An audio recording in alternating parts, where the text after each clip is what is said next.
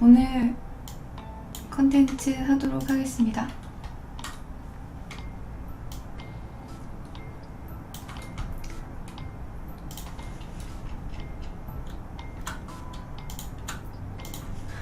오늘은 너무 마음 아픈 이야기지만 나치, 아우슈비츠 수용소 이야기, 홀로코스트 이야기를 할 거예요.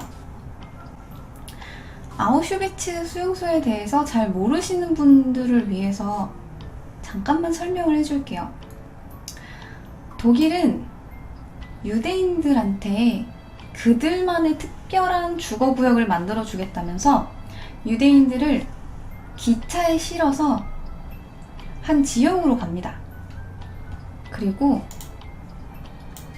그곳에는 이런 식으로 되어 있어요. 요건 지금 현재예요.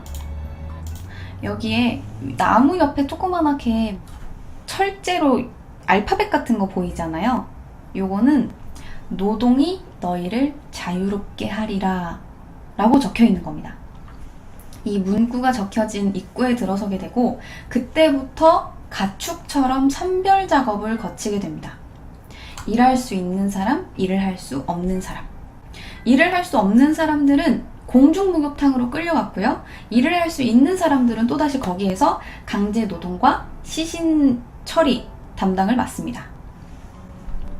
유대인이 유대인을 처리하는 일이에요. 그들을 존더 코만도라고 불렀습니다.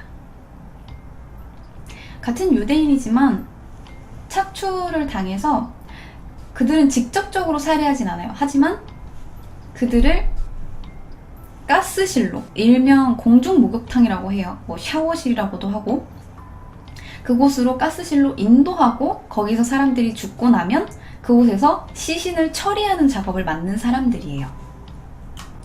그 대가로 얼마 정도 그들은 목숨을 부지할 수 있었고 다른 유대인들보다는 조금 더 나은 대우를 제공받을 수 있었어요. 조금 더 나은 대우라 하면 빵이 조금 더 말랑한 거, 침대에 한 두세 명이 조금 덜 자는 거, 그 정도입니다. 하지만 이들 역시 3, 4개월마다 교체가 됐어요. 왜? 나중에 이 대학살의 증인이 될 수 있기 때문에 정기적으로 처형이 됐습니다. 어차피 그들도 유대인이니까요. 하지만 그들은 자신들의 처지를 비관하면서 어차피 나는 3개월 뒤에 죽을 거야. 우리는 일회용품 같은 존재야 라고 생각하진 않았어. 나름대로 봉기도 준비했고 이 나치의 만행을 폭로하는 문서를 땅에다가 묻어서 몰래 이걸 폭로를 하려고 했습니다. 그리고 몰래 카메라를 또 반입을 해서 아우슈비츠의 풍경을 계속 찍는 거야. 그래서 이 역사적 비극을 알리려고 노력을 했죠. 그러다 나중에 존더 코만도가 할 일이 없어진 때가 있어요. 여름에 들어서 존더 코만도가 할 일이 없어지자 이들을 다 처형하려고 했거든요, 나치가. 그러다 보니까 어차피 죽을 거 우리 한번 들고 일어나 보자 라는 생각에 봉기를 실제로 일으킨 적도 있어요. 공장에서 화학을 밀반입을 해서 화장터부터 폭발시킨 거예요. 그래서 반란을 빡 일으켰는데 신속하게 진압을 당했습니다. 그래서 모든 관련자들이 사살당한 적도 있었어요. 이 존더 코만도가 아닌 사람들의 경우에는 강제 노역에 투입이 됐습니다. 즉각적인 죽음을 면했지만 개인적으로 사람이라는 신분을 박탈당하게 돼요. 오자마자 머리를 다 깎고 손에는 등록번호를 적어요. 이름이 아니라 등록번호를. 엄청나게 비참한 삶을 살았습니다. 수용소는 너무 당연하게 난방장치 설비되어 있지 않고요. 막사에 침대 같은 건 별로 없었어요. 뭐 이야기하자면 요런 게 그 당시 침대입니다. 그냥 나무 판자떼기를 그냥 이렇게 다닥다닥 붙여놓은 거예요. 이 판자떼기마다 뭐 5명, 6명씩 잤어야 됐고 이 막사 하나에 500명씩 넣어놓고 생활을 하도록 했습니다.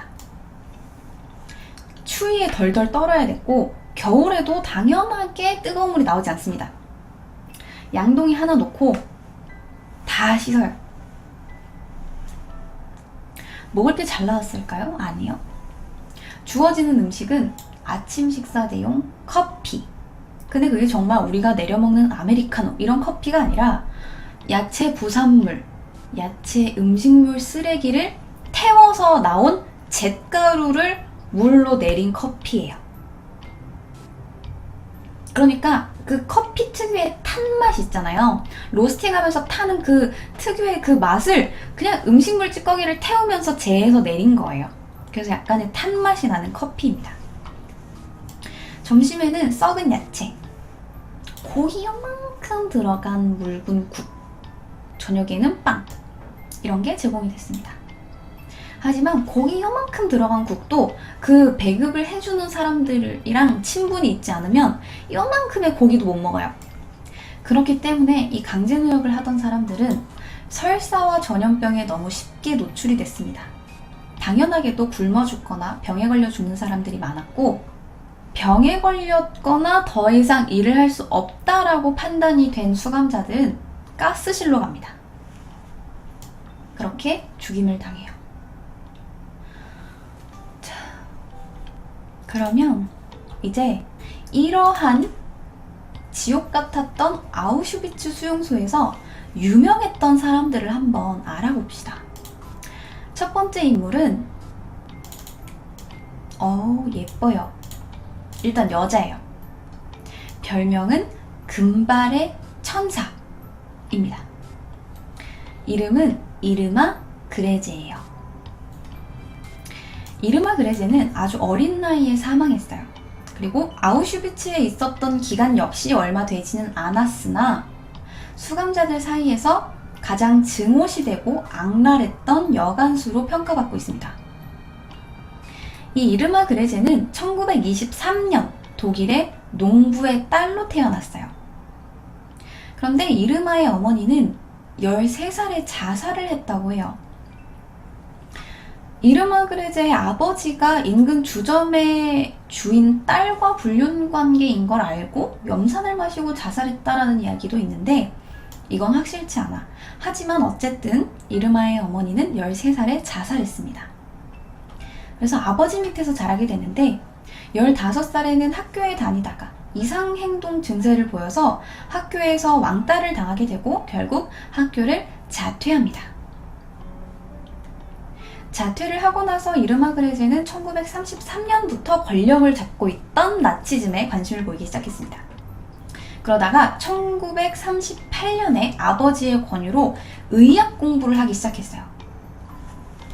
그러다가 2년 후에 1940년에 독일이 여성보조대원제로 여군제도를 도입하기 시작했어요. 그전에는 여군이라는 게 별로 없었는데 여군제도를 도입을 하면서 SS 부상병, 그러니까 나치의 부상병 요양 캠프에 들어가요.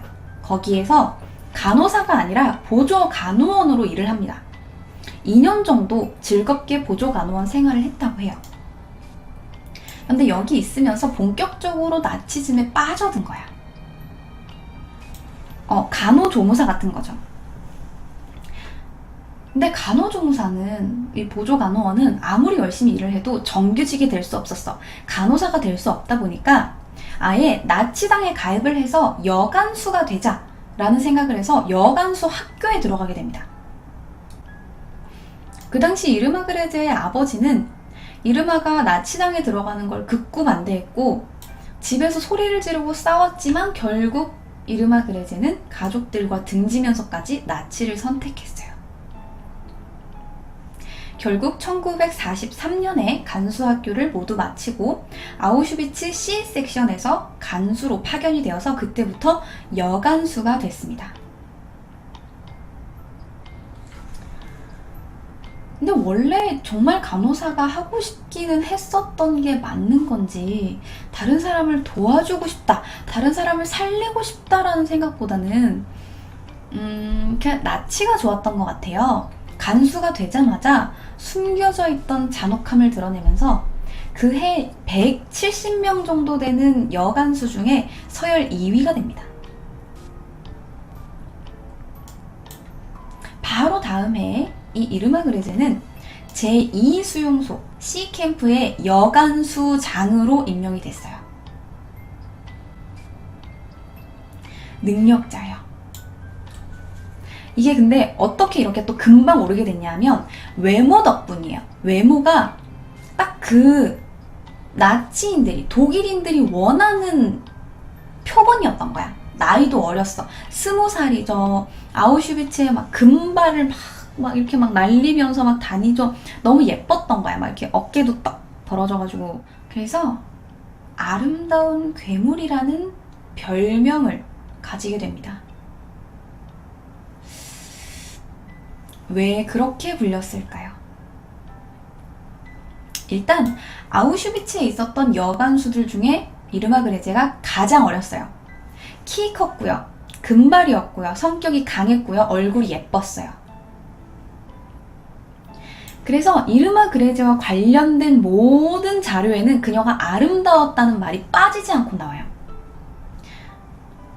감시를 받았던 아우슈비츠 수용소의 수용자들까지 그녀를 눈여겨봅니다. 이 이르마 그레제는 전쟁이 끝나면 배우가 되기를 원했대요. 그래서 하루에 몇 시간씩 거울만 보고 있는 거야. 화려한 걸 좋아하고 옷 갈아입는 걸 좋아해서 재봉사들을 시켜서 계속 옷을 만들어내게 했대요.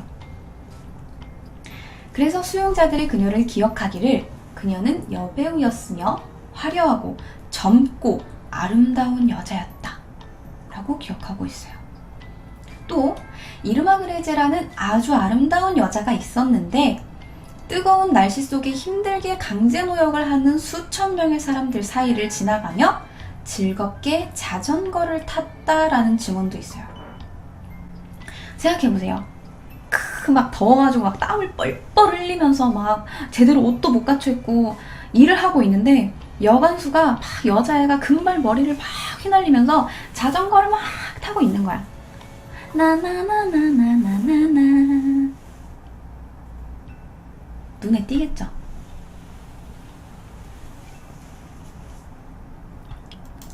하지만 그렇게 예뻤던 이르마 그레제는 20살의 평범한 여자가 아니라 잔인한 아우슈비츠 수용소의 간수였죠. 간수일에 엄청난 재능을 보였어요. 늘 권총, 채찍, 몽둥이 등을 들고 다녔고 종종 개를 데리고 다녔대요. 개를 데리고 다니면서 수감자들한테 겁을 줬다고 합니다. 예쁘장하게 생긴 여자들의 얼굴을 채찍으로 내려치는 걸 좋아했대요. 부추로 발길질하는 것도 서슴지 않았고 수감자들에게 준 밥은 풀, 나무 조각, 자갈, 석탄 같은 걸 넣고 끓인 거예요. 심지어 이것도 없어서 굶었습니다. 또 아무 때나 그냥 수용소 감옥에 그냥 막 들어왔거든요. 그래서 아무나 붙잡아. 너 이리 와봐. 너 눈을 왜 그렇게 떠?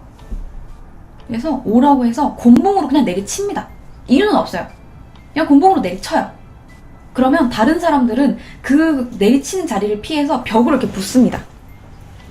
그 곤봉이 끝날 때까지, 그 폭력이 끝날 때까지 다 벽으로 이렇게 피해 있어야 돼요. 혹시나 수감자가 잘못 맞아서 죽잖아요? 그러면 하고 그냥 나갔대요. 그냥 어깨 한번 으쓱 하고 말았대요. 마음에 안 드는 게 있으면 그 자리에서 즉시 권총을 꺼내서 사살하는 일도 종종 있었고 일부러 며칠 굶긴 개들을 데리고 다니면서 수감자들을 뜯어먹게 하거나 이 이르마 그레제가 감옥에 들어오면 수감자들은 모두 무릎을 꿇은 채 있었어야 됐어요. 그냥 감옥에 들어와서 아무 이유 없이 한 8시간씩 있어. 꼼짝없이 그냥 그 감옥 바닥에서 무릎을 꿇고 있어야 되는 거예요. 8시간씩. 움직이면 곤봉에 맞아 죽겠죠. 지나가는데 누가 걸음걸이가 마음에 안 들어. 야, 일로 와봐. 너 가스실로 가. 예쁘장한 여자아이가 철조망을 통해서 아는 지인이랑 이렇게 이야기를 했대요. 너 이리 와봐 하면서 채찍으로 내리쳐서 그 아이 눈을 멀게 했다고 합니다. 이러한 악행을 본 사람들은 이르마 그레제를 사디스트라고 표현하는데 거침이 없었어요. 여간수들은 성희롱했고 성적으로 고문했으며 남성들은 자신의 성놀이개로 삼습니다. 그런데 이 특이하게도 악마 같은 여자가 자기 애완동물은 무척 아꼈던 모양입니다. 어느 날 유대인들을 실은 트럭이 수용소 안으로 웅 들어오고 있는데 갑자기 이르마 그레제가 길 한가운데를 탁 막으면서 차를 세웠대요. 그러더니 뒤에 있는 강아지를 껴안고 안쓰러운 표정으로 불쌍한 것 하마터면 죽을 뻔했잖아 라면서 개를 구한 적도 있대요. 사람을 개만큼도 취급을 안 했던 거예요. 이 이르마 그레제는 고문, 살인 등을 전혀 꺼리낌 없이 하다가 이후에 레벤스부룩이라는 수용소로 보내집니다. 그리고 그곳에서도 피해자들을 엄청나게 고문을 했고요. 몇 달 뒤에는 베르겐 벨젠이라는 수용소로 보내지는데 그곳에서도 어김없이 최고의 악명을 떨치게 됩니다. 그러다가 종전이 됐어요. 종전이 되고 나서 4월 17일에 다른 간부랑 함께 체포가 됐는데 체포 당시예요. 옆에 있는 이 남자는 간수 소장, 이 수용소 소장인 조셉 크레머라는 남자예요. 이 남자도 엄청 유명한 남자거든요. 조셉 크레머랑 함께 이르마 그레제가 같이 있는 거예요. 자, 그렇게 영국군들한테 체포가 됐는데 영국군들은 이 이르마 그레제의 외모와 나이를 보고 믿을 수 없다는 반응을 보였다고 합니다. 체포돼서 나중에 전범 재판을 받게 됐는데 자기가 일하던 베르겐 벨젠 수용소로 본인이 보내졌어요. 그러다가 1945년 9월부터 11월까지 재판을 받게 됐고 그곳에서 모든 혐의를 부인합니다. 저는 죽인 적이 없습니다. 저는 그런 적이 없습니다. 아닙니다. 제가 아닙니다. 저는 그러지 않았습니다. 모든 혐의를 부인해요. 하지만 이 눈에 띄었던 외모 덕분에 아주 많은 사람들이 그녀를 기억하고 있었고 그 사람들의 고발로 인해서 그 죄가 인정이 되어 결국 사형 선고를 받습니다.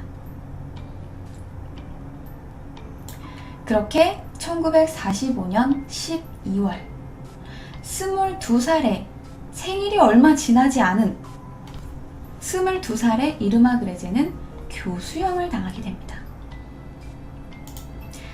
이르마 그레제의 마지막 유언은 이거였어요. 빨리 해. 하지만 그녀의 바람과는 달리 고통 속에 천천히 죽어갔습니다. 원래 여러분들이 교수형 생각하면 이게 목에 걸린 줄이 이렇게 밑에 발판이 탁 없어지면서 밑에서 목이 막 쫄리면서 막 컥컥컥 하면서 죽는다고 생각을 하시겠지만 사실 이 매듭이 목에 묶이면 발판이 없어지면서 내 몸무게로 인해서 내 목뼈가 으득하고 부러지면서 즉사하는 거예요. 생각보다 교수형은 꽤 짧은 시간에 끝납니다. 원래는 그렇게 순식간에 죽는 사형법이었는데 이르마 그레제의 경우에는 목뼈가 부러지지 않았어요. 몸무게가 가벼워서였는지 목뼈가 두꺼웠는지 목뼈가 바로 부러지지 않아서 질식사할 때까지 고통받으면서 죽어갔다고 합니다. 그리고 앞서 내가 이런 이야기를 했죠. 여자들은 성희롱하고 성적으로 고문을 하고 남자는 성놀이개로 삼았다 라고 이야기를 했는데 이르마 그레제는 예뻤던 만큼 남자들이 정말 많았어요. 그냥 아우슈비츠 수용소에 그냥 수감자들 뿐만이 아니야. 너 이리 와봐. 너 오늘 내 침대로 와. 이렇게 해서 그냥 잠자리를 가진 것 뿐만이 아니라 장교, 간수들, 소장 이런 사람들이랑도 수많은 연문서를 뿌렸습니다. 이 옆에 있는 조셉 크레머라는 남자도 연문설이 돌았던 남자예요. 수많은 남자와 이제 연문설을 뿌리면서 임신을 한 적도 있는데 의사였던 수감자를 불러서 낙태 수술을 받았다고 합니다. 이 이르마그레제랑 같이 열애설이 돌았던, 연문설을 뿌렸던 사람들이 꽤 많은데 그 중에 유명했던 사람들이 이 제2의 아우슈비츠 수용소인 비르케나우 수용소의 소장, 이 사람 조셉 크레머랑 죽음의 천사라고 불렸던 요제프 맹겔레가 있었어요.